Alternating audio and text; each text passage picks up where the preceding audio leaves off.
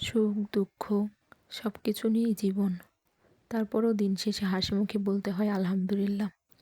হে everyone, আসসালামু আলাইকুম।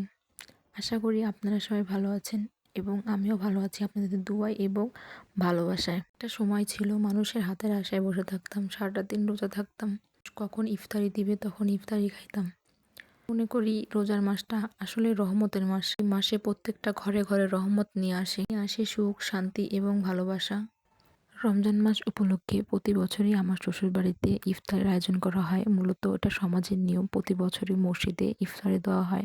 এবারও ব্যতিক্রম কোনো কিছুই না। এবার প্রায় 200 মানুষের মতো ইফতারের আয়োজন করছিলাম। প্রতি বছরই দিতে হয়, তো এবারও দিয়েছি। তো আলহামদুলিল্লাহ, গতবার থেকে এবার আরও তো উন্নত করতে পেরেছি। গতবার এত কিছু আয়োজন করতে পারছিলাম না, যাই হোক এবার অনেক কিছু আয়োজন করছি আলহামদুলিল্লাহ। আল্লাহ চাইলে কত কিছুই না সম্ভব বলেন। সবাই দোয়া করবেন এবং সবাই আমাকে একটু সাপোর্ট করবেন যেন আগামী বছর এর চেয়ে ভালো কিছু করতে পারি। সবাই আমার পাশে থাকবেন এবং দোয়া করবেন এর থেকে ভালো কিছু যেন করতে পারি। আল্লাহ হাফেজ।